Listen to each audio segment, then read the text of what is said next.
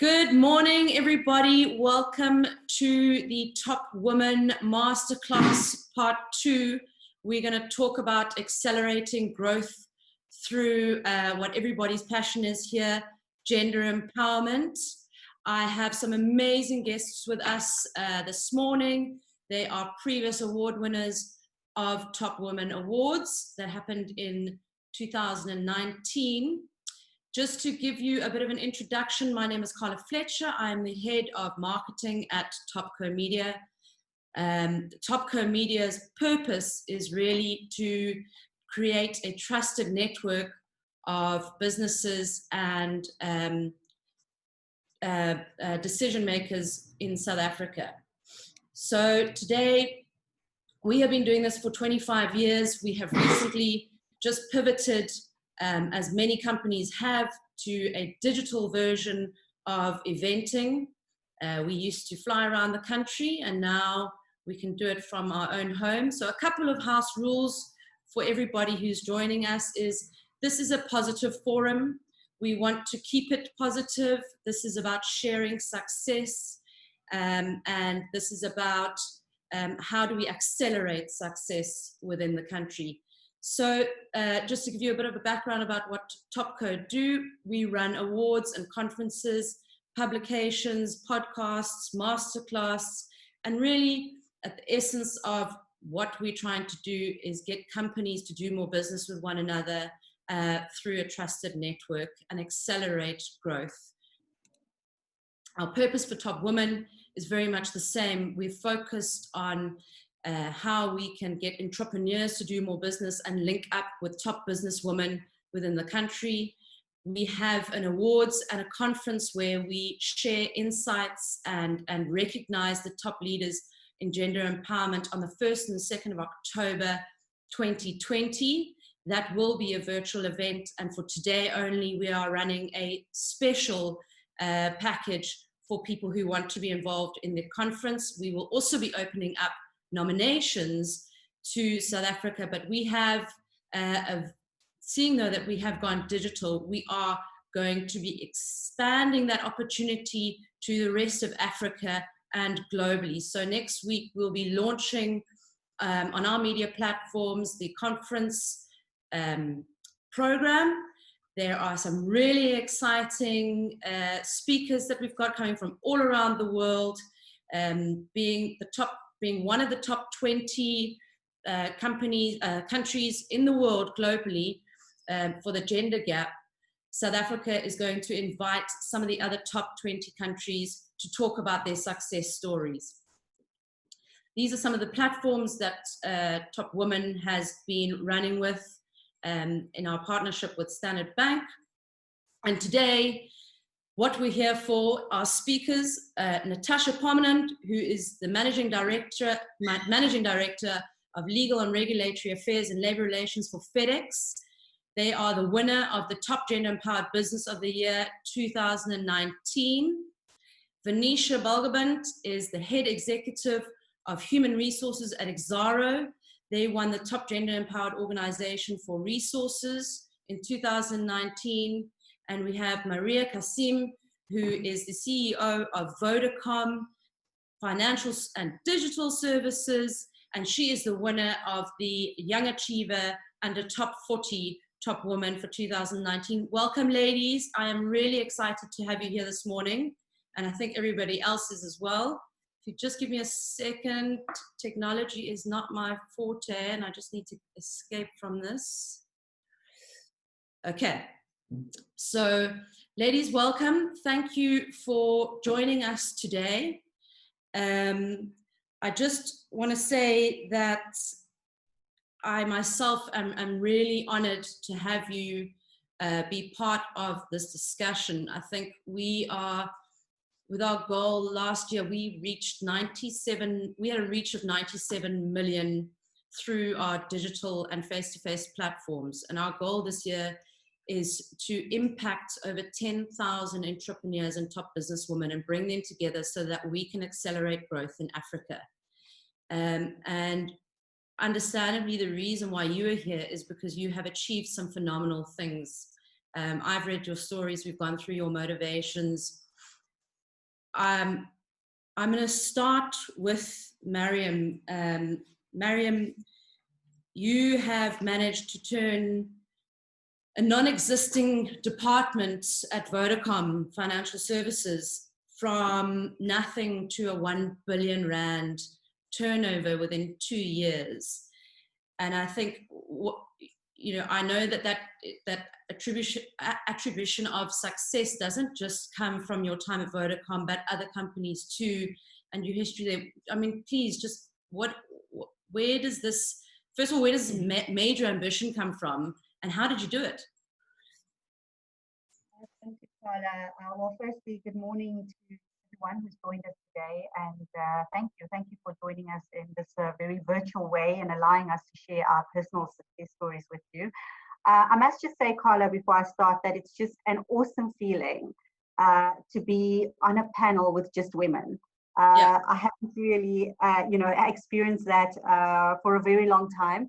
And I must just say that it's a great feeling to experience that. But also just, as we all start to embrace the new world of remote work and remote connectivity, I think it's just quickly becoming the new norm. So really also just a good time to be working for an organization like Vodacom during this period of the COVID pandemic, and just being able to see what's possible when, one of Africa's leading telcos, Vodacom being a company that has always prided itself to be at the cutting edge of digital technology, has already started to prepare its customers and its employees for the world of the future long before we were accelerated into it by this COVID pandemic. So, just being able to be a part of doing great things in that space.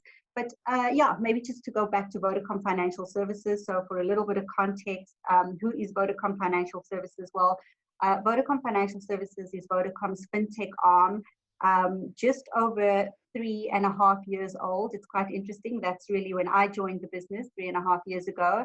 And at that time, I was 6 months pregnant with my second baby, actually. You didn't put that in the motivation, Mariam. I beg your pardon? Get that in the motivation. I think it's quite a significant part. No, really, it's significant, I think, because many women want to understand how in the world to balance those two elements of life. So, sorry, please carry on, but I think that's phenomenal. Yeah, and absolutely, because I believe that there's never going to be a right time in life for one to take any opportunity. I really believe that the train arrives in the station once, and you've either got to hop on or take a risk and wait, and the train may never arrive again. And so when this opportunity arose, as I said, I was 6 months pregnant, very happy at my previous employer. I was not really looking to leave, and not really a time that I was looking to have much change in my life, obviously with planning for a new baby. However, I had always known that the organizations that were the best suited to disrupt in the financial services and fintech industry were really the big mobile network operators. And if you just think about the asset base that mobile network operators have, Vodacom in South Africa being one of South Africa's largest corporates, 43 million customers just in South Africa, 110 million customers on the African continent, a very strong brand. It's just an amazing environment that allows you to really disrupt and innovate within, and that's just really at the core of everything that I love to do in my career. So took the big leap. It was very brave, firstly because I was 6 months pregnant, but secondly because the entity that I was joining was a non-core part of a core business, a non-core part of a very large corporate.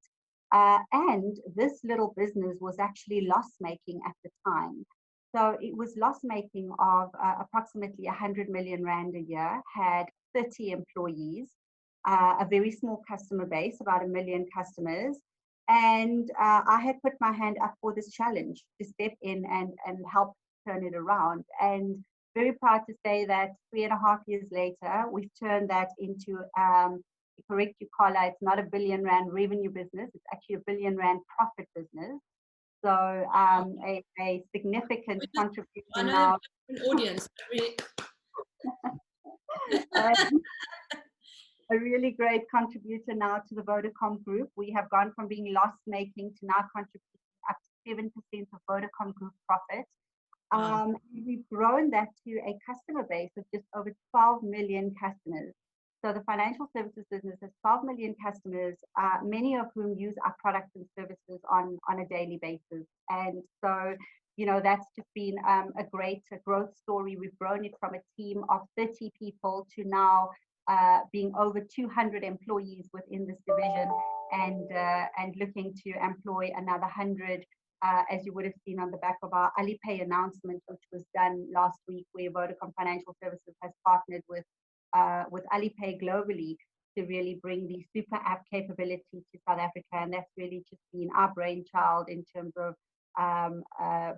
importing the technology and looking to bring great digital products and services to South African customers. So yeah, a little of how we got here. I must just say, firstly, it was quite a brave step, as I said, to join a loss-making, non-core part of a core business. But I really believe that if you've got a very clear vision and goal as to what you're wanting to achieve, that in itself provides immense clarity and immense direction in terms of being able to achieve that. I'd also say, part of achieving your goal is always ensuring that you're surrounding yourself with very, very strong people. So when I stepped into this business, the first thing I did was went into the industry and handpicked the best brains out there who I was going to bring on this journey with me to build this business. And I have a personal philosophy, Karla, which is that I never want to be the smartest person in the room, purely because I believe that the world is just it's so big with so many different diverse skills and diverse nationalities and diverse upbringings of people that can contribute, in whether it is the creation of a new product or a service to take to a new customer or create a new customer experience. I often believe that a lot of the experiences that we have grown up with as during our childhood actually help to enable the types of propositions and products that we push back to our customers.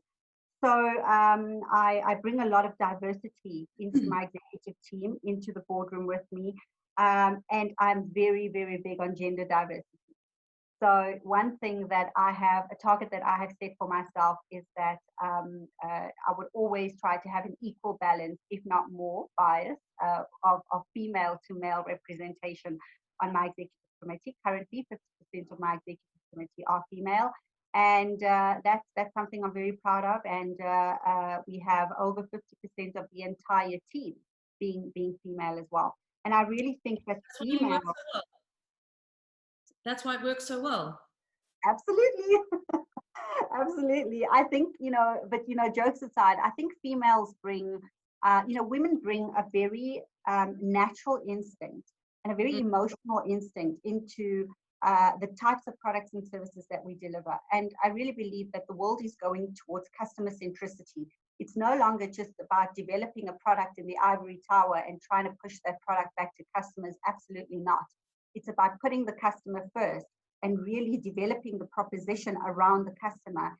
And as women, somehow we just bring that natural flair and instinct to the boardroom table in terms of just forcing our male colleagues to think differently. So I'm very big on gender diversity, and I believe that starts at the top. And as leaders, we've got to push that down from the top. So I challenge my male and female executives to ensure that there's proper gender diversity within their teams as well. And then I think, Karla, it's very important to have good mentors both within the organization as well as outside of the organization. And that has really proven to be a great contributor to my success in terms of always ensuring that you have that one or two or three people who you have on speed dial, and you're able to pick the phone up and just say, I'm dealing with a specific issue. What guidance could you give me? What advice could you give me? It gets very lonely at the top, especially as and for females, who are often at the minority of big boardroom tables and big executive committees. And often you just need someone either on the outside or even someone on the inside who's able to just help you navigate through difficult circumstances. So I'd say, having good mentors is very, very important. And then, you know, Karla, it's just so important to love what you do. And you know, this may sound cliched, and I know, I think it was Steve Jobs who said, if you love what you do, you'll never work a day in your life. But I cannot stress how important this is. And for me, the biggest check every morning is just the energy with which I get out of bed in the morning. And the advice I can give to women out there is, you know, if you're getting up in the morning and you're kind of feeling drained and lethargic and you're not really sure if you're loving what you're doing, it's time to think about, you know, it's really time to reflect and think very deep about whether you're giving off your best self in that environment. One thing that works very well for me is ensuring that in everything that we're doing, or every role or position that I'm holding, there's a very, very clear purpose element in what we're doing. So if I think about Vodacom Financial Services, we're disrupting the fintech environment. And that for me brings a real element of purpose, because we're creating this new world of financial inclusion where we're starting to bring in ordinary people who have previously been excluded from the world of financial services purely because they couldn't afford it, or there are education barriers around financial services. And that for me ticks the real box around purpose. I feel like I'm getting up every morning and I feel like we're on a mission to make a real difference. And that's really the mantra. We have an internal team mantra for our division, which says that our vision is to provide affordable financial services to all South Africans, such that access to financial services becomes a right and no longer a privilege. And that's something that we live by almost every single day.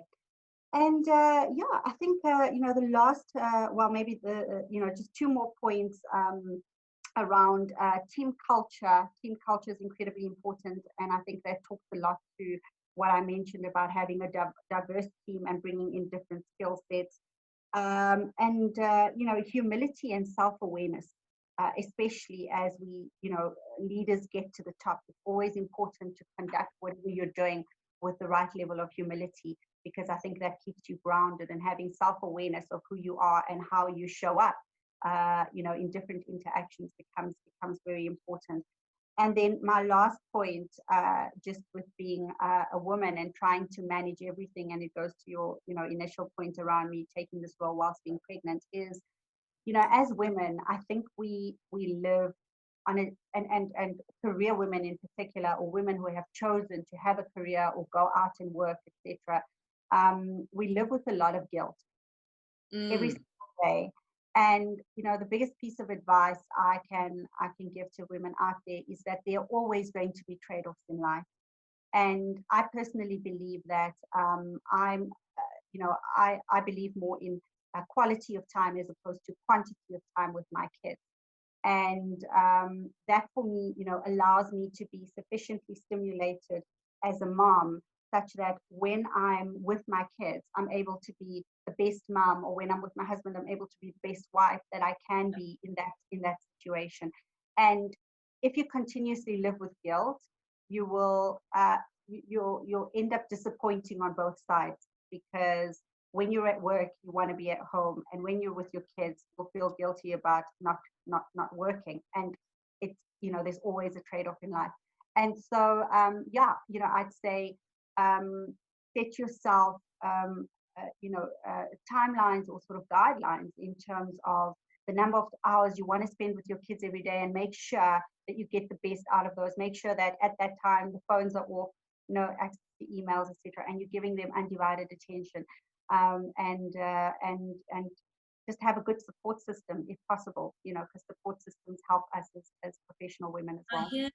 I mean, I know from a lot of people that in lockdown, sort of after lockdown or during COVID, it's been quite a challenge to remove ourselves from our screens in our home environments at home and still kind of have that balance. Have you found that challenge? I mean, have you, because it's now become an always on screen scenario where you couldn't do that before. So how have you found that? Yeah, it's incredibly difficult, Karla. So I have an 8-year-old and a 3.5-year-old. So as you can imagine, they still very little, require a lot of our time. Homeschooling has sort of compounded that issue as well, Yeah. because they've got things that they need to do on homeschooling and often need guidance in doing that. But yeah, I think, you know, you've just got to take it in your stride and ensure that, you know, I've really, my 8-year-old, for example, is completely technologically enabled, and I try not to baby him as much as possible. So he's able to get onto his Google Meets completely independently with his class. He's able to access his homework and do a lot of the activities himself and just come to us when he needs help. We're very fortunate to have a good support structure in terms of, you know, I have an au pair who comes and helps out with the kids. But you know, I have my mom who's also a great help.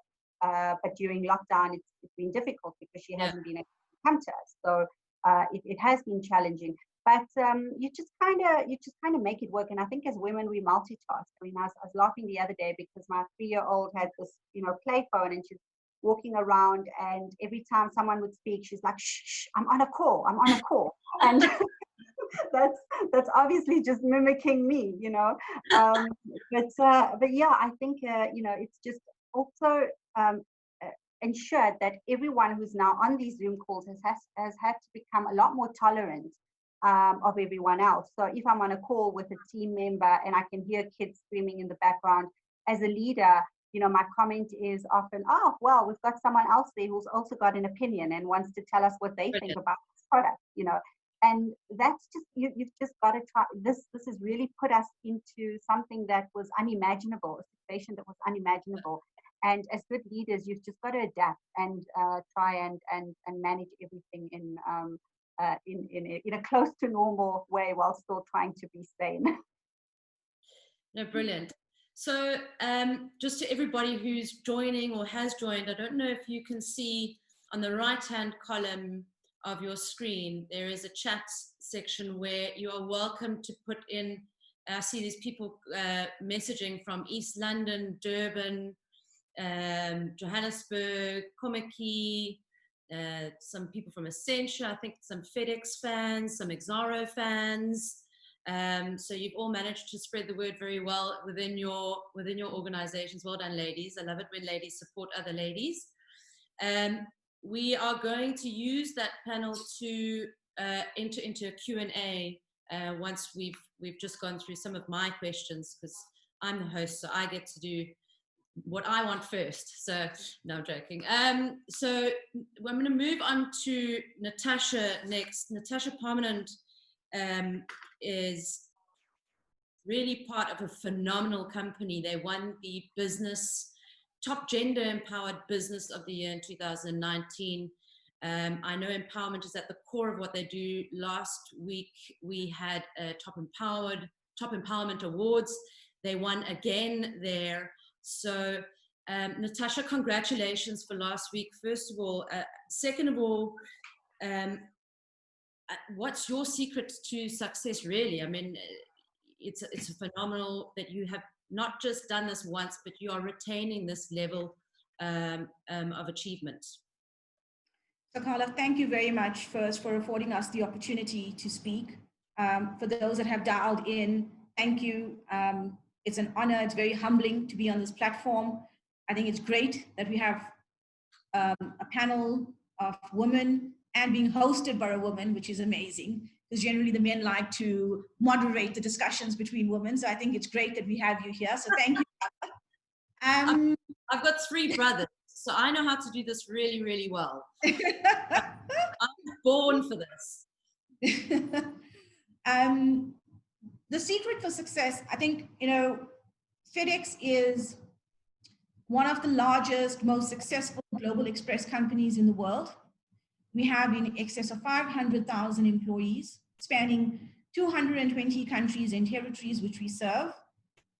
And to serve 220 countries and territories means that we're connecting people of different cultures, genders, social orientation. And for us to succeed in these markets, we need to embrace the diverse cultures that these 220 countries and territories bring us to. you know, Africa has been our last frontier. We moved from Harlem to Hong Kong, Sao Paulo to Sydney, we're in India. So we know at the core of our success is to embrace diversity and inclusion, not just gender empowerment. Because diversity and inclusion is not just gender. It's not about a man, about a woman. It's also about social backgrounds, cultures, and having the respect for that. You know, FedEx was founded in the 1970s. Our chairman, or the founder of our organization, Mr. Fred Smith, knew what his vision was for FedEx. And he knew he wanted FedEx to be a global giant, to be reckoned with. And he's achieved that. But he also knew for us as an organization to be on this upward trajectory of success, we needed to have diversity and inclusion as part of the core fundamental values, not a tick box exercise, but it's inherent in how we do business. It's inherent in how we treat our 500,000 team members across the globe. Yeah. So, you know, so it's not a tick box exercise. I can't say to you, we have a policy and we follow a policy. It's not unique to South Africa. Diversity and inclusion is not something specific to South Africa, because we have the BBBEE legislation that almost forces companies to now empower women and to diversify from a racial perspective. Diversity and inclusion has been something fundamental to the philosophy of FedEx's success. You know, we premise our beliefs on three things. PSP, people, service, profit. If you don't have people, you don't have service. And if you don't have service, you don't have profit. So diversity and inclusion and embracing the differences and respecting the differences that we each have and bring to the table is inherent to the success and the fundamental success of our people philosophy. Phenomenal. And I mean, we were chatting a little bit before this about, because I find, so I was saying, how do we even get, you mentioned it at FedEx, it's part of the culture. But for many organizations around the world and for many women around the world, getting the diversity agenda on the table in the beginning is a hard conversation. And sorry, yeah. It's not just a hard conversation, it's almost a hard sell, right? Yeah. You can have the conversation and you can keep having the conversation, but to actually get the leaders of an organization to buy into it and believe in it is challenging. And like we chatted earlier on, you know, I said to you, my journey at FedEx has been, I've been very fortunate in terms of my journey at FedEx. I haven't had to fight for a seat at the table. It was given to me. It's based on your ability to do the job. It's a bit based on your tenacity. It's based on knowledge, caliber. But I can also talk from my previous experiences, which has not been as seamless and as smooth as what I've experienced in the last 6 years at FedEx. Yeah. Right. It's a tough conversation to have, because when you sit in a room full of men that don't actually buy in to gender diversity and the empowerment of women, you sit with a tick box exercise. It's almost that, you know, you're going to be humored. So we'll put it on the agenda. And I always say there's a fundamental difference between having empowerment or gender diversity or diversity and inclusion being put on the agenda, as opposed to having a voice about it. So you can have it on the agenda, but do the leaders and does the organization buy into the value of diversity and inclusion? You know, one of the things is women reinvest into the economy 90% of their earnings. 3 times more. So what they invest in is healthcare, education, and nutrition for families. 90% of their disposable income, whereas men only contribute 30% to the healthcare, nutrition, and education of their families. So we are bringing in 90 versus 30. So if we need a case study for pushing the gender diversity agenda, thank you, Natasha. You've just given us the logical productivity version of, you know, where profit actually lies for businesses and where things are. And I think, you know, women actually make 85% of the consumer spending decisions. If we had gender parity by 2025, right? So from an employment perspective, if we had gender parity by 2025, women will contribute in excess of 26% to the global GDP, which equates to $28 trillion US. So that's the value we as women can bring, not just to the table, but to the global economy of this world. And I think for companies that don't buy in to diversity and inclusion and the benefits of it, these are some of the salient facts that need to be put on the table so that it actually, because, you know, I think if you start speaking in the quantum, the ears start perking up, and it becomes more valuable because it's a direct benefit to the organization now, as opposed to a nice to have. Yeah. So there are people, there are loads of conversations coming in and comments coming in, and there's a comment from Amanda Andrews here. Morning all, Amanda Andrews from Exara Centurion. Proud of the webinar for women. We are the glue of the family. So I saw it, caught my eye, and I had to share that. So that's a message to my brothers. I've got 3 of them, as I mentioned. So now they know.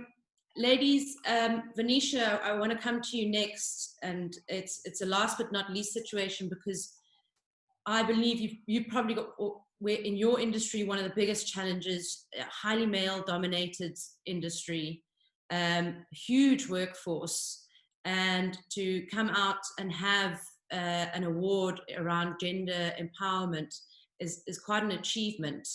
I've gone through some of the things that the organization has done through your motivation. There is a huge concentration on gender empowerment. First of all, well done. And second of all, what is the secret sauce to turning a male-dominated sector around? Thanks, Clara.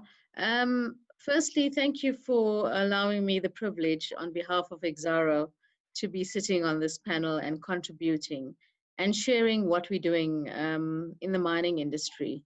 And as you rightfully say, it is an extremely difficult environment. However, I think if I look at some of the chats that's coming through, there's a number of males from Exaro that has joined this group as well. So as much as I feel this is a very much a gender-oriented discussion, I'm also keen to say that the males or men in Exaro are very passionate about making society very much equal in terms of bringing women into the mining industry, and specifically Exaro. I mean, Mariam and Natasha. Lost you there, Vanisha. So I'm gonna just jump in. Well, I think we might have lost Vanisha for a second, but she's mentioned something very close to my heart, and I often find left out of the conversation is the men that are involved in the empowerment of really strong female leaders. And I've met many in my time working with this brand. For myself, like I mentioned, I got 3 brothers, and my father started this business, has never made me feel a lack of ability in achieving whatever I wanted to. Is that, I mean, Mariam, I think for you, I've read through your motivation, you have had quite a few male mentors. Is that true? And I mean, there is a space here for men to join the conversation. What would you say with regards to that space in terms of bringing them into this conversation? Yeah, so, you know, I think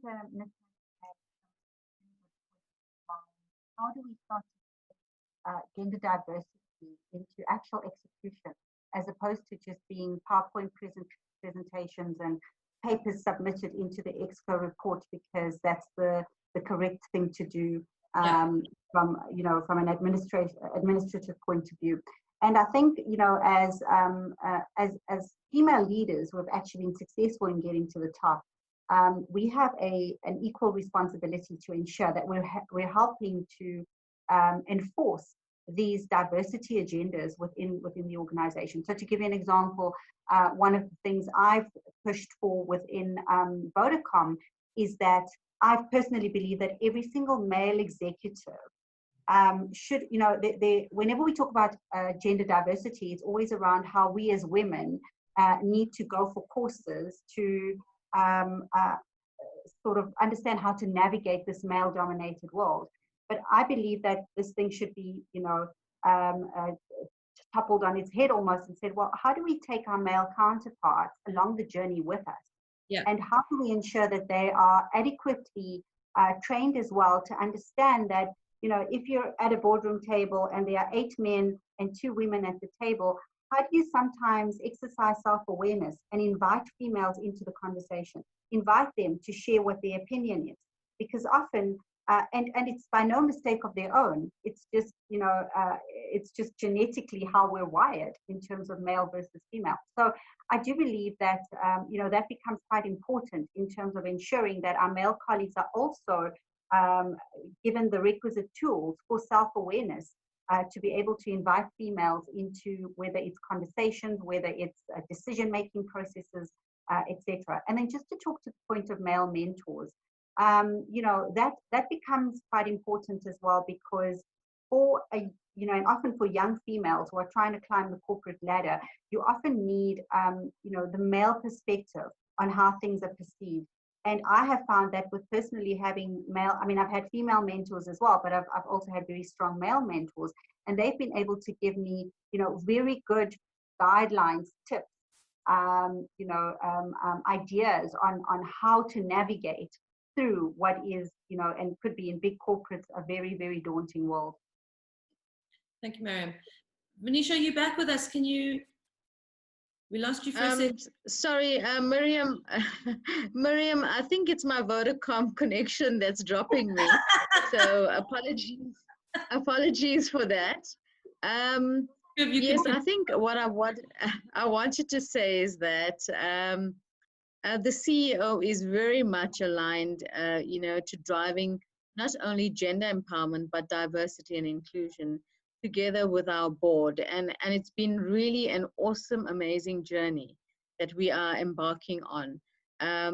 We've done a lot in the past, but we're really focusing on women empowerment in the next few years and going forward. And I think it's really bringing to fore a differentiator in the mining industry as Exxaro. And I'm really proud and privileged to be part of this journey with Exxaro going forward.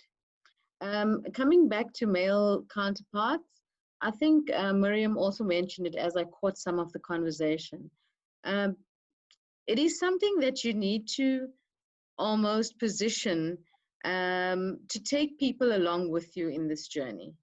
And yes, we have a place in the work, but so does our male counterparts. And together we can bring about an amazing contribution and collaboration to the business and the success of business. And similarly in families, my husband is also very much in touch with where we are from a gender perspective, and traditionally, specifically talking from traditional families and cultures. Taking that into account, you have to work within that space of gender equality. And what's that purpose, and how do you come to the table? And also allow other people to give their views, because that's also important to understand where that person is coming from, and listen to understand, not listen to respond. And I think I've reflected quite a lot about that in the last few years being in this position, and taking my male counterparts with me. And I've had huge success with listening to them and also understanding what their needs are, and their anxiousness as well, by pushing women empowerment in businesses. And there's a place for everyone. And I do believe that's a success of us as Exara going forward. So I've got a really good question. Thanks, Vanisha, that I just wanted to hop into, because I think this is a really important point. It's from Gabby here from Cape Town. Thanks for your amazing insights. My question, it's so interesting as so many people associate being pro-women with being anti-men. Do you think that that misconception is born out of fear, misunderstanding, and what can we do to create allies out of skeptics? Natasha, maybe I can start with you on that. Sure. Thanks, Karla. So I hosted Women's International Day last year for the organization. And I think I sparked a little bit of controversy because the audience, and it was a deliberate move on my side, because I decided I'm going to have men, and it's not about just women. So International Women's Day is not just about women, it's also about men. And I told them a story. I said, what does International Women's Day mean to you? And majority of the responses was celebrating the successes of women. And I sat back in my chair and I said, what about celebrating the successes of men? Because if you look at the evolution of man, and man, when we say man, it encompasses women. Women were always, men were the hunter-gatherers. Women looked after the kids, cooked the food. So we always had, for lack of a better word, the backseat. But it took the voice of a man to realize that a woman's place is not just being pregnant and being in the kitchen.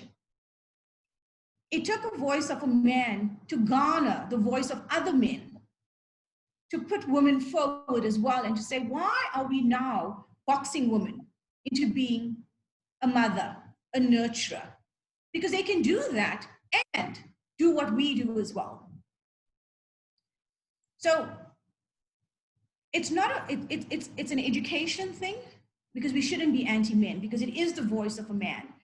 And then it's the voice of many men that changed their mindset. It was a paradigm shift of the mindset to now say, actually, women can do this. They can be this nurturer. They can be a mother. They can be a caregiver. They can be a wife. But they also have a place in the boardroom. And not just a place, but a voice. You know, I want to touch on what Vanisha says, right? Vanisha spoke about her husband. The change in empowerment, we may not see the change we need right now. But if we bring our sons up to understand that a woman's place is not behind them, but at their side, and to hold their hand if they're moving forward. It's now changing the mindset of what our forefathers and what our fathers had instilled in the men children. Yeah. One thing my father always did is, at the age of 10, I knew I wanted to be a lawyer. And we came from very humble beginnings. And the one thing my father said is, I may not be able to give you everything, but I will always give you a voice.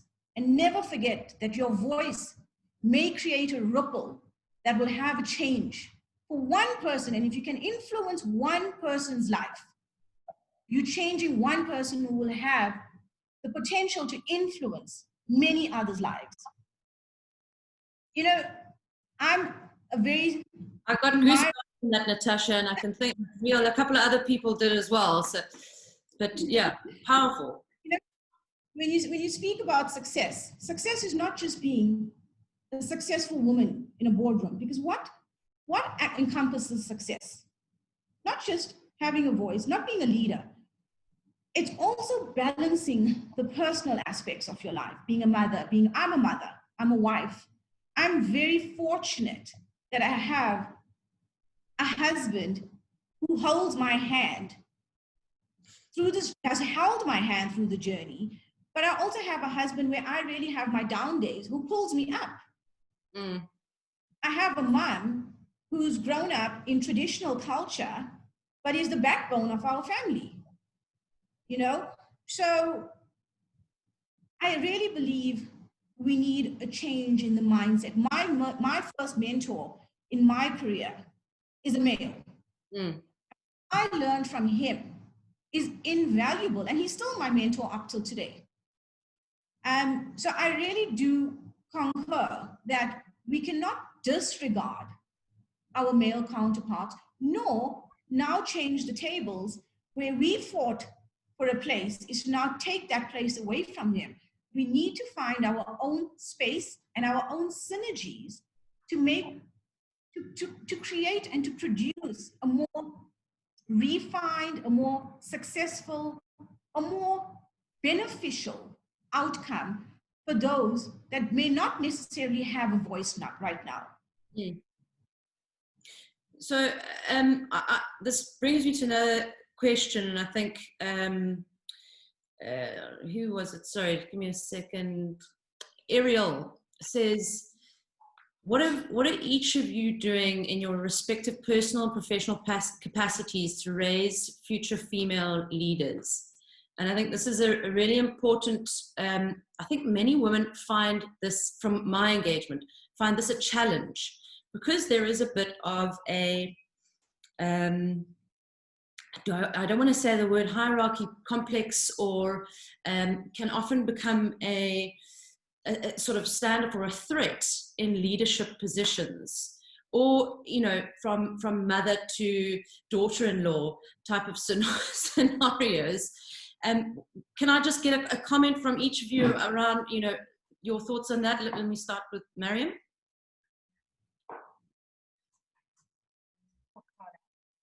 You know, for me, making a difference really begins with the daily environment that I go to every day. And as I mentioned earlier, now leading a team of just over a few hundred people, having grown this team, more than 50% of which are female, I have a very, very strong vision and view around how to grow and mentor each of the different females within the team across the different levels in the organization, starting from my executive team, of which 50% are female, and then moving or cascading down into the organization as well.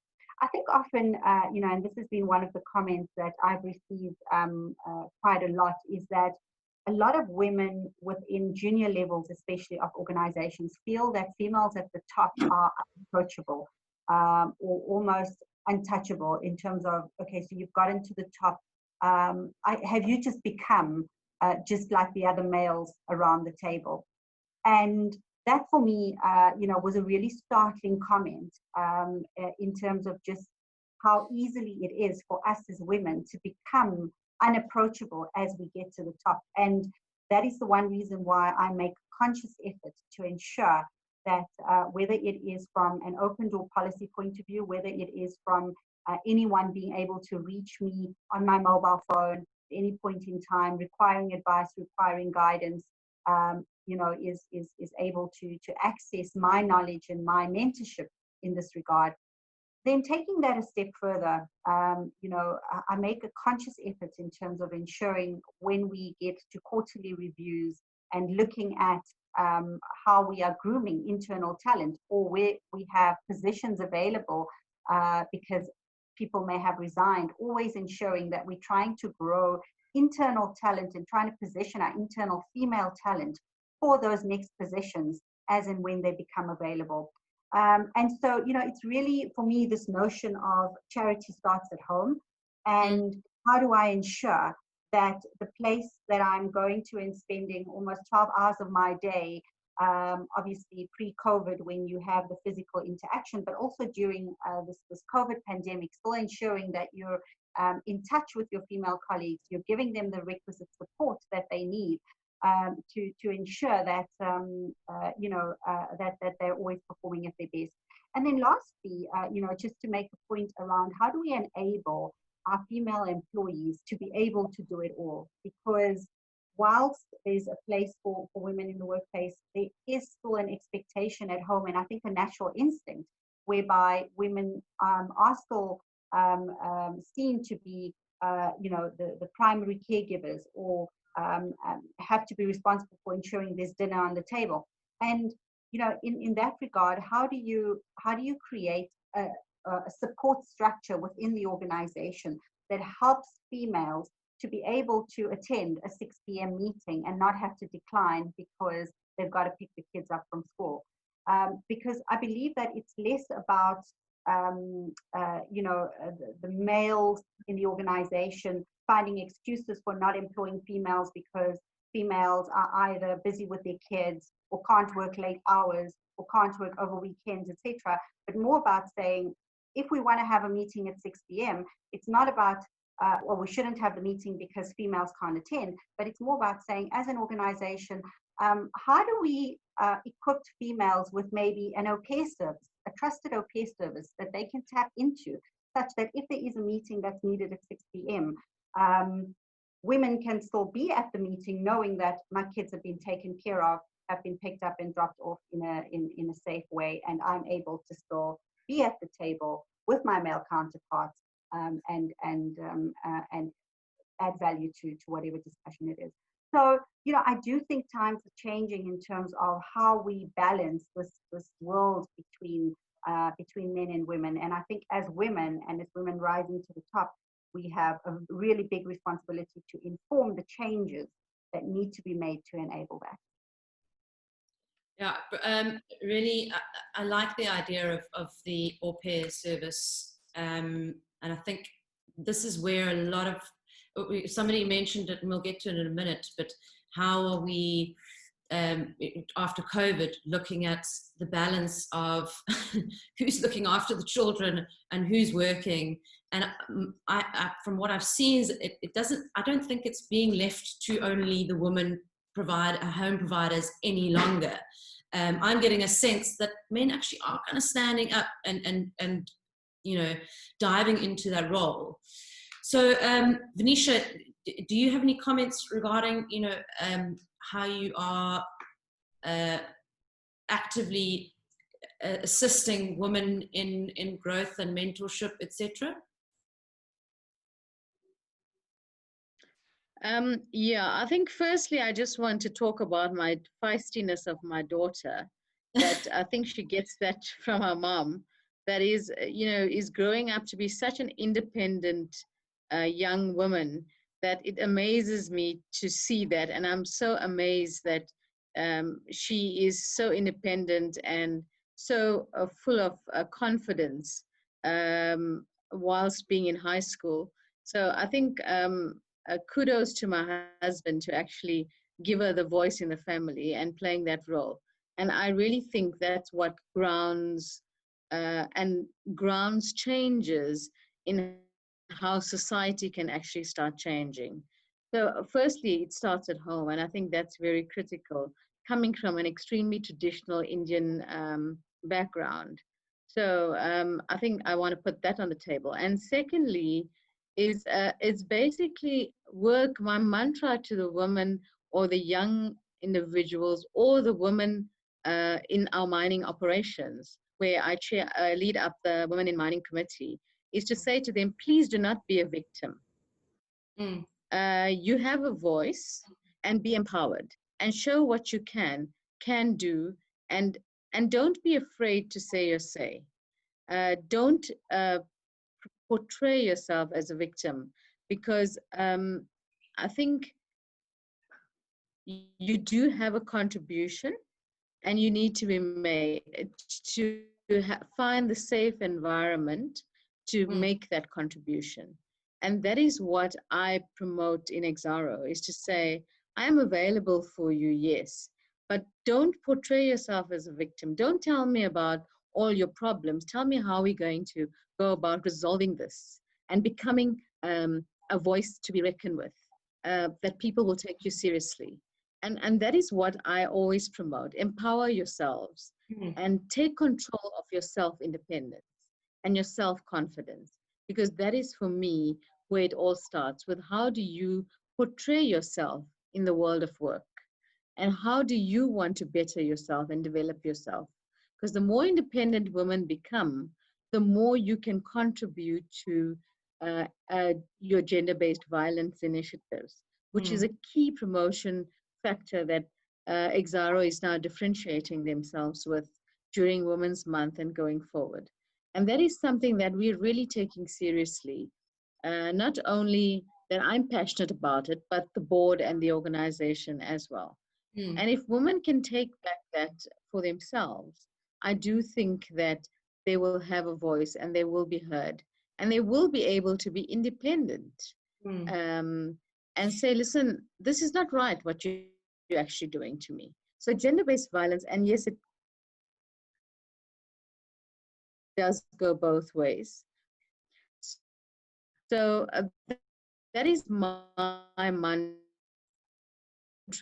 to the Exaro employees and to my daughter as well. I think, and I know this, we get this sense of two polar opposites sometimes. So sometimes we get the victim status or mentality. And then on the other hand, we have what people would label as these kind of high feminist, high power for women. And I think there's a place for both in between. And maybe Natasha, I'm going to put this to you, but there's a question here from Ralph is, do you think that as time goes on, men in the workplace will start to feel less threatened by women in positions of power? I must say that's my brother asking the question. So, and we work together. But I think it's a good question. So do you think that is going to happen? Is that happening? So I want to go just touch on quickly to Vanisha's point, because, you know, you always talk about charity begins at home. Yeah. In terms of influencing, and I'll get to your question now, Karla, but I just think this is quite an important point for me to get across is, how do we as women in leaders influence the girl child? And how do we, women in leadership, influence the success and bringing the voice of the young woman in our organization, or women in general in our organization, to the fore? So I have a 10-year-old daughter. Her voice is louder than mine. She shouts louder than I do. She is just an amazing little soul.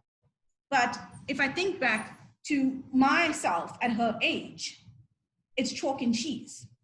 And it's not because of different parenting, but it's because of the environment that you've grown up in and how much society has now advanced from a mindset perspective. So, you know, if you look at my little girl, she speaks louder than her brother. She dominates the household environment and she's very confident. And that emanates from the fact that my husband gives her that voice. My husband gives her the platform, but also her brother. So her brother respects that, she, not because she's a girl, but because what she says makes sense. And she's adding value to her feedback or to his life, right? And when I raise my voice at her, my husband is the first one to say, she needs to have her own opinion and we need to respect what she does and what she says. She doesn't agree with you, do not force her to make a decision. And it's that which now will go to Ralph's point is, yes, I do think men are going to feel less threatened. Because men, if you look at men 5 years ago and you look at men 10 years ago, in 1995, we had no female CEOs in the top 500 companies in the world.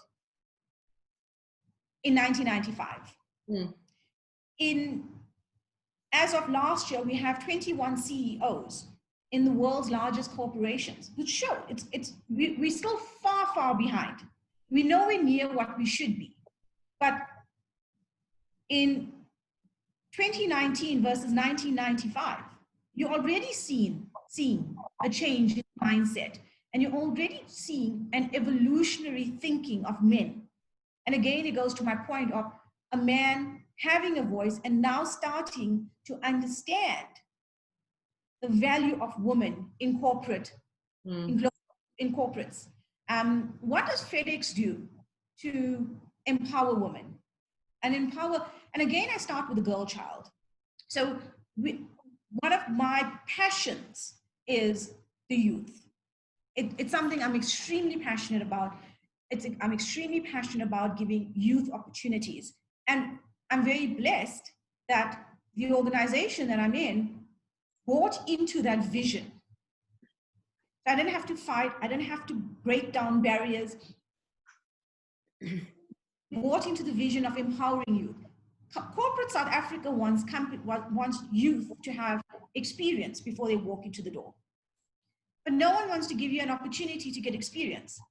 I'm very proud to say that we have our very own unemployed youth program.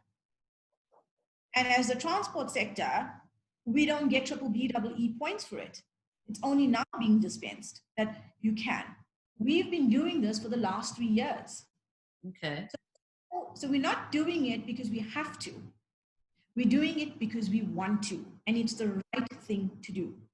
I personally coach and mentor each one of those unemployed youth on a quarterly basis. We have someone specifically dedicated that has come out of the learnership, and I'm so proud of how she has evolved. And she's someone that I have personally mentored to now lead this learnership program. Brilliant. Where she sits with each one of these unemployed youths on a monthly basis to ensure that they're not just getting on-the-job training and they're not just getting work experience, but they're getting corporate experience and they're getting the EQ side of what is so pivotal to the success of any individual. Because all of us have IQ, we all have technical ability, but it's that other X factors that are so important to the success. And it is, you know, and that's why I pride myself in the learnership programs that we have. I pride myself in also being diverse and inclusive in terms of having learnership specifically dedicated to disabled people. And when we sit down and talk, and when we address our PSP board, which is our People Service Profit Board, there's no difference between male and female. You influence one and all. And I always say being a leader in an organization is a privilege. It's a privilege because it gives us a platform to influence. And if we embrace the privilege that we have been given and being so fortunate, and we influence the mindset and we influence the thinking of those around us, that's the start of the change we're looking to see. Yeah, I do agree. And I don't know, Vanisha or Mariam, do you have any comments to add to that?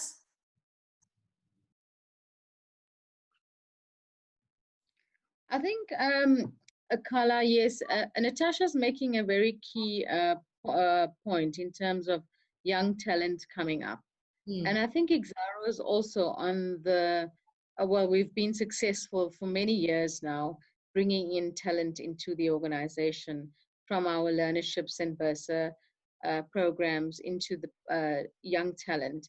And I myself was a graduate in training when I joined ISCO Mining at that stage, which has now come in being Exaro as we came through the years. So, and I was one of the very few, or the first lot of graduates in human resources at that point. And was it a difficult struggle initially? So I think I can attest to the fact that we really have a strong talent pipeline. And we've also managed to bring the CEO on board to assist us and support us in mentoring our young talent together with other executives. We are very privileged to host what we call our Graduate in Training Symposium every year, which is so amazing to look at the success of these young individuals and how they come up into the organization and the amazing passion they feel and can contribute to the organization. It is so amazing, and I am so passionate, being an industrial psychologist by profession. That is the core and heart of what I see in people, to recognize their development and to see them thrive in business and in organizations. Lost Vanisha again. Mariam, would you like to? And there? Mariam, I don't know if you want to comment on that while it's a shame. It seems that whenever Vanisha starts talking, the connection goes. I must say, it's really on hold, developing with Exaro. Sorry, Vanisha, I think we're losing you a little bit of your comments there due to the connection. Are you there? So while Vanisha's just trying to come back, Mariam, just on this, somebody's asked a question, as Michelle says, what are some of the tactical strategies that have worked for you to encourage inclusivity and diversity? And the sense that I get is that this isn't a tactical strategy. And I see Natasha shaking her head, is what you've all kind of said is that it's really core to doing business, and it's part of a purpose-driven vision. Is that right? Is that where it needs to come from, as opposed to trying to have a strategy per se? Where does it start? I think, Karla, that's completely correct. I don't believe that there's tactical rules, or there's no sort of playbook that teaches you how to do this. I personally believe that it comes from actions, and it's part of how we interact, or how we choose to interact on a daily basis. So as female leaders, or as leaders in general, we sometimes forget how every single action or every single word that is spoken by us is carefully considered and carefully received by our audiences. And I really believe that in our actions, we're then able to create this gender inclusivity. And let me give you a practical example. How would I bring this to life without specifically referring to a particular playbook? Let's say it is a specific meeting. There's a fair balance between male and female in the room, sometimes more male than female. And if it's a meeting that I'm chairing, I'm extremely conscious of the females in the room and make a deliberate effort to ensure that their thoughts are voiced, and that they feel comfortable enough to be a part of the conversation. Now, often when you have male counterparts chairing those meetings, and it's not because of any deliberate action to not allow females to have a voice. It's just that there's clearly an agenda for the meeting. Let's just get through it and get to a decision at the end. And what happens is, I used to be a victim of this myself, where I would struggle to just speak over my male counterparts. And so I would often just end up withholding my thoughts, because it would just be too much of a disruption, or it would take too much effort for me to actually just say, hang on, I've got the talking stick, let me have my view. And that for me is just one deliberate action that I take to ensure that every single meeting that I walk into, or every single meeting that I enter, I'm very conscious of who's on the attendee list, especially now with virtual conferences, Karla, because you're not physically seeing who's in the room. And often you kind of just log onto the Skype call and you've got 20 different attendees, many of whom have just been invitees to the call. But it's very important to actually unpack very quickly who's on this call, who do I want to have a voice. And I specifically try and angle that to our junior female colleagues who may be a part of the meeting or part of the presentation, may have actually ended up preparing a lot of the work that is being presented. However, it often gets presented by their superiors. But again, the duty of a good leader is being close enough to the detail to know exactly who within your team is actually doing the work, such that you're able to give people, and this could be for male and female junior colleagues, give them the platform to present their own work, give them the platform to take the accolades for the good work that they've done, such that they feel like they're a part of this journey and they're helping to contribute to the success.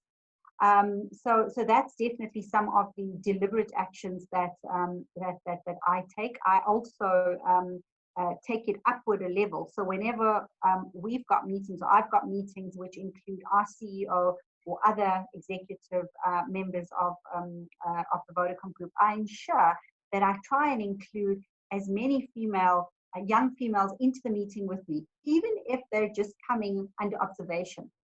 Often just for them to be able to sit at a boardroom table with the group CEO is just, it's a life-changing event for them, because we take these interactions that we have with our CEOs, with our directors for granted, because we get to do it all the time. We don't often realize how them just being exposed to some of the words of wisdom that come from our CEOs can really help to add value to their lives.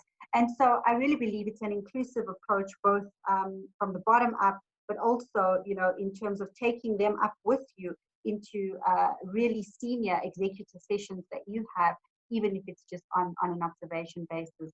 And then lastly, one of the nice things that Vodacom as an organization does, Karla, is we've set up what we've called a female in waiting program. And as part of our recruiting team, one of their responsibilities is to scan the market every year and identify 20 to 30 young, smart, up-and-coming females from outside of Vodacom. So just from the South African corporate environment. And they then get invited into the mentorship program.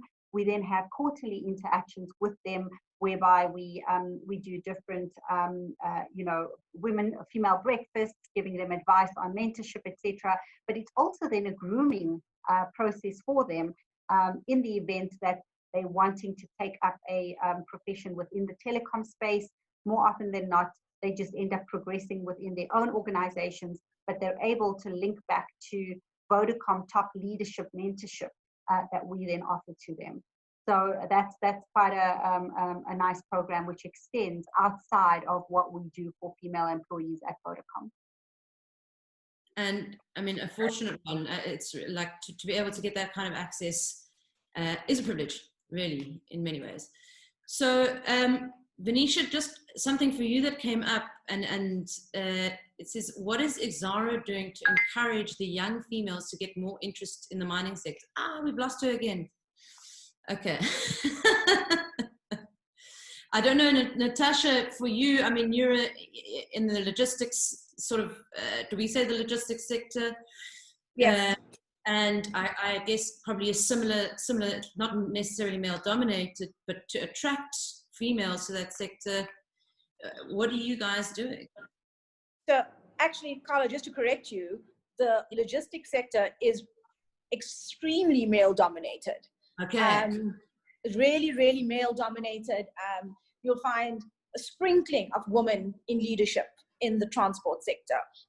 And I think that was interesting for me, and I took it as a challenge when I joined FedEx 6 years ago, because, again, I said to you, I almost was very lucky to come into the sector, but to an organization like FedEx that believed that women bring value to the table, but also with a little bit of apprehension joining because of your previous experiences, right?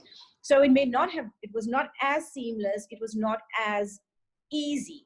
You had to fight for your seat at the table, for a voice at the table, for you to be taken seriously.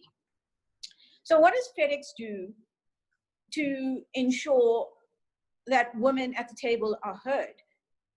I believe that, and this is my personal belief, and it's something that I drive very closely to my heart, is whilst you may be speaking to women about empowerment and leadership and the skills that they need to go forth and to take the next step into leadership, you can't have those conversations in isolation to women, because if you don't have the same conversations with men and have men understand the value and the contribution that women bring to the table, we're always going to have a fight on our hands.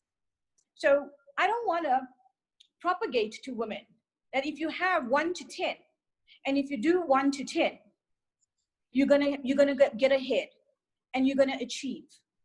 It's about bringing the audience together.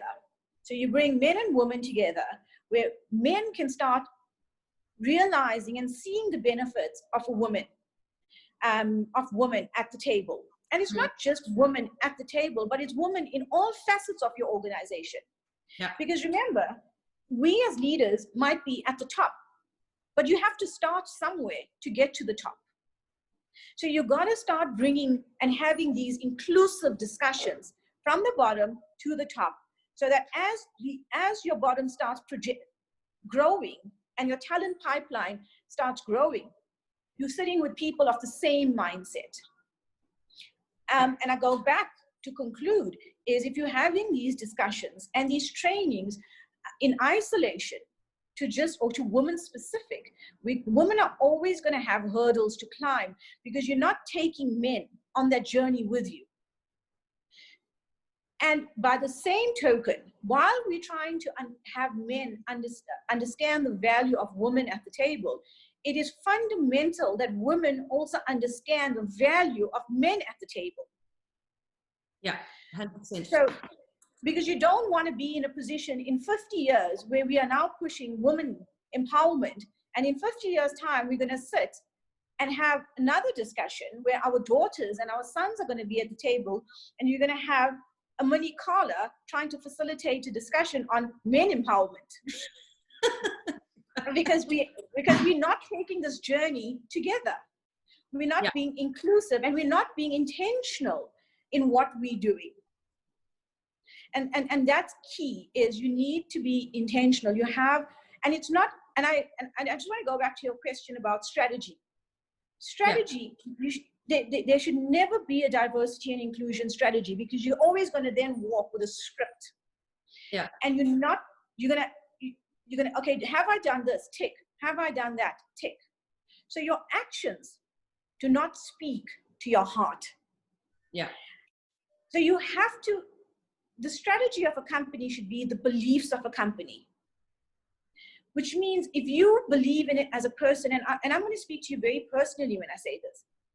If a company had to come to me and put down and say, this is our strategy, you're a leader, make sure it happens. That's not the company for me. But it's also not the company for me because it doesn't resonate with my beliefs. So if I believe that women empowerment or gender empowerment is the right thing, my actions will naturally speak to my intent. And I think that's very, very important, is you got to lead from a position of honesty, and you got to lead from a position of integrity. Because if you don't set the correct tone at the top, you are doing a fundamental disservice to the youth and to your position of influence. So you got to really, truly believe in your heart that this is something that matters to you. And you want to not only bring it to the table in your corporate environment, but bring it to the table in your home environment. I must say, and we've been, working with award-winning companies for years, 15 years plus, and always it's not about the tactical strategy. It's really often a heart, passion at the core of the culture that naturally happens. For example, a typical example is what you're talking about when you are helping skill up people outside of your organization. You're not getting any recognition for it. It's something that is embedded in your natural culture. Ladies, we are, as I imagined, running away with time. And I know you are all very busy. And I know that we really wanted to have this as a kind of insight to what we're going to be revealing at the conference on the 1st and the 2nd of October. And there are hundreds of questions coming through for you ladies, which means to me that we've got some exciting topics that we can talk about and go through in terms of what your journey is and what you've done. I really there's a few things for me is we have a chance here to talk to the audience around why it's important to put your hand up as a woman or as a leader and encourage other leaders to participate in gender empowerment or the awards program. For me, you ladies are now the custodians. You know, you've done your work, you have achieved through your own challenges, and have become very successful, it's now time to relay that success onto other people and allow them to now step through. And I think I just want to ask you for some words of encouragement, because what I find is that women are not always, and I don't want to broad stroke an opinion, but more reluctant, like you said, Mariam, to put up their hand in a meeting or to put up their hand for an accolade.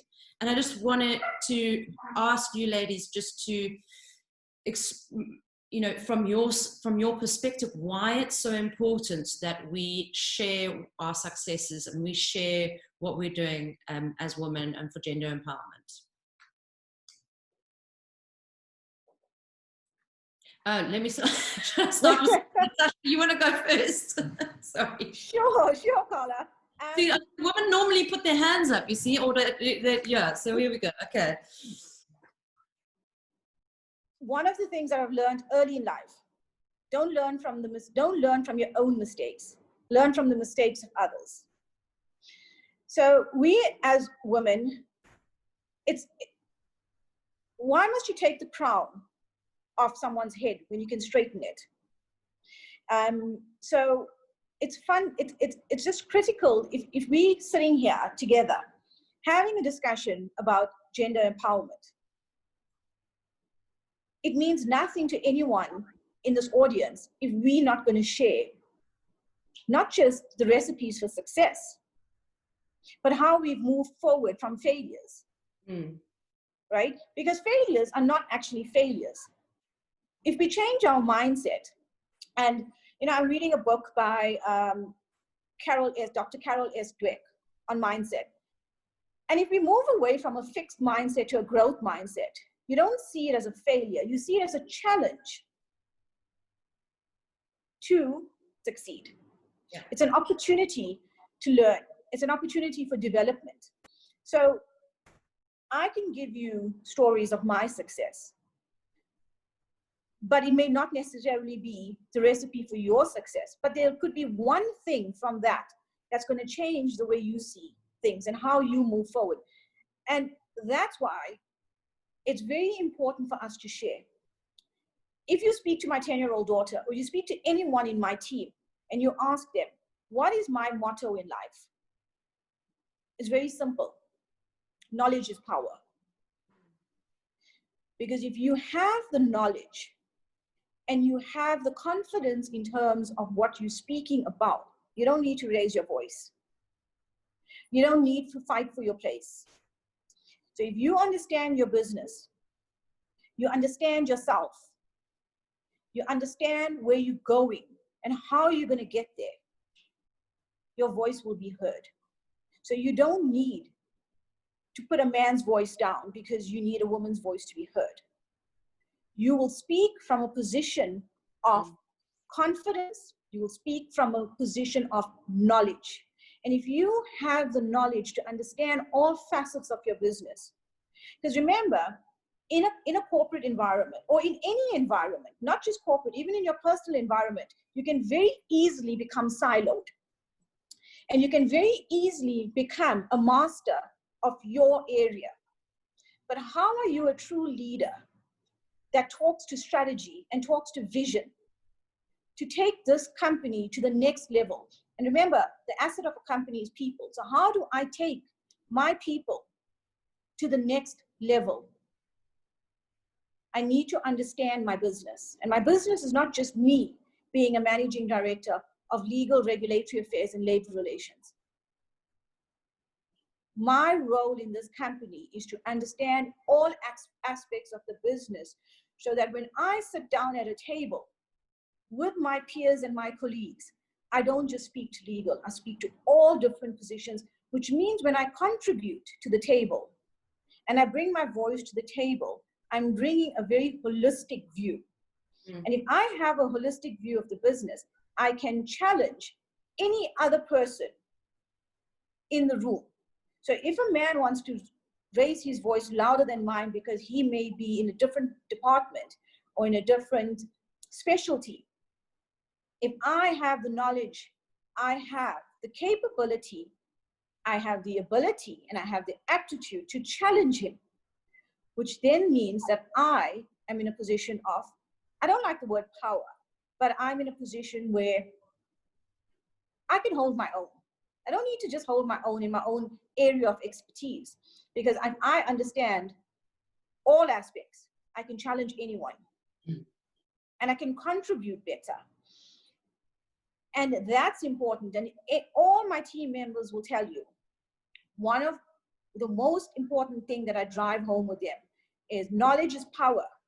Understand your business, because you cannot be a business advisor, nor can you be in a position of influence if you do not understand your business or your competitors in the marketplace. Thank you, Natasha. Vanisha? Firstly, Karla, I just want to say, wow, I'm so privileged to be part of this panel. Me too. Natasha is an amazing woman. And so is Mariam. So really thank you for your contributions. I really appreciate it, and taking a lot of learnings from that as well. I think my motto is really finding a place on the table and having your own voice. It's not about changing who you are. It's about being confident of who you are and what you believe in and what you stand for. That would give you the power to do whatever you would like to do. And no matter what people say to you, but you are sound in your own beliefs and your values. And that for me is something that goes a long way. If you can just do that and be able to stand by what you believe in, I think that would be an awesome, awesome place for women to start making a difference. And sitting around the executive table is not only about me, it's about looking and embracing women across Exaro as an organization, that their voices are also brought, and their beliefs and what their decision-making powers are, to bring that to the table as well and take that and be there on their behalf. So for me, it starts at home. I love this conversation. I think it's amazing. And I love Natasha and Mariam's enthusiasm and passion in terms of gender empowerment. And I really look forward to contributing further in these discussions. Thank you very much for allowing me to be part of this amazing discussion today. Thank you, Vanisha.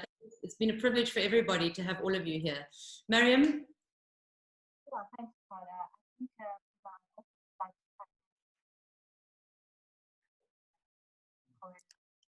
for me, it is really, in closing, the one point that I'd like to leave the audience with, and that is, don't be afraid of your talents and your strengths, and ensure that you are always upskilling yourself and equipping yourself with the best tools, preparation, experience, competence to earn that seat at the table, and earn it rightfully, such that when you have that seat at the table, you know that you are not there just because you're a female and the company is trying to get their stats correct. You know that you're not there just because of the color of your skin, or because of any other reason that people often attribute to why females get to the top.